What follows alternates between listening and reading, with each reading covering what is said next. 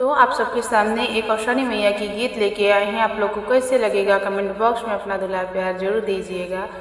और ये औशानी मैया का गीत है। पूजा करते समय जो औशानी मैया को सुमिरन किया जाता है, बुलाया जाता है, उस आधार पे इस गीत को हमने अपनी कलम से लिखा है। आप लोग को कैसे लगेगा कमेंट बॉक्स में अपना दुलार प्यार जरूर दीजिएगा।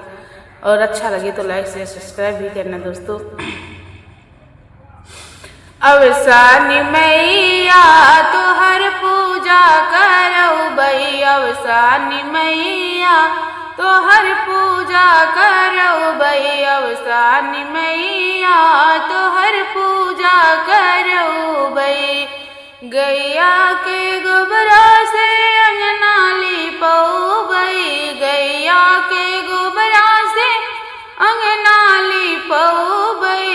औशानी मैया चौका विधि से पूरऊ बई, औशानी मैया चौका विधि से पूरऊ बई। औशानी मैया तोहर पूजा करऊ बई, औशानी मैया तोहर पूजा करऊ बई, औशानी मैया तोहर पूजा करऊ बई। गंगा जी से मैया जल भरी लऊ बई, गंगा जी से मैया जल भरी लऊ बई। औशानी मैया चरण हमहू धुलऊ बई, औशानी मैया चरण हमहू धुलऊ बई। औशानी मैया तोहर पूजा करऊ बई, औशानी मैया तोहर पूजा करऊ बई। औशानी मैया तोहर पूजा करऊ बई, औशानी मैया तोहर पूजा करऊ बई। मलिया बोलाई माई गजला गछऊ बई, मलिया बोलाई माई गजला गछऊ बई। औशानी मैया फूल अड़हुल चढ़ऊ बई, औशानी मैया फूल अड़हुल चढ़ऊ बई, औशानी मैया फूल अड़हुल चढ़ऊ बई।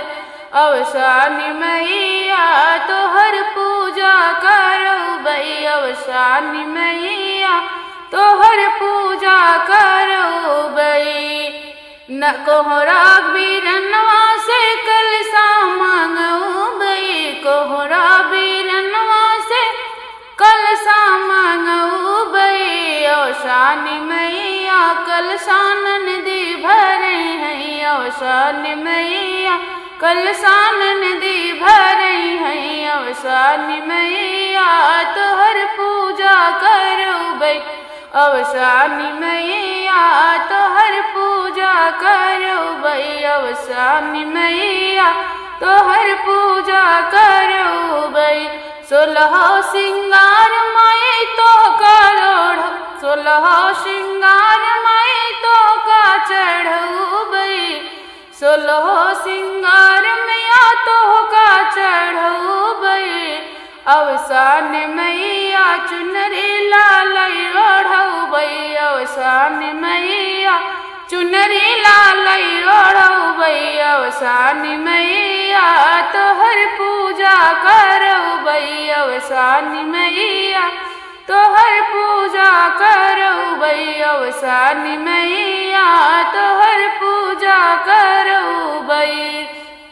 गुड़े चना लैया के भोगवा लगऊ बई, गुड़ चना लैया के भोगवा लगऊ बई। औशानी मैया सुमिरन दिल से करऊ बई, औशानी मैया सुमिरन दिल से लगऊ बई। औशानी मैया तोहर पूजा करऊ बई, औशानी मैया तोहर पूजा करऊ बई। सात सोहागिन माई घर घर बोलऊ बई, सात सोहागिन माई घर घर बोलऊ बई।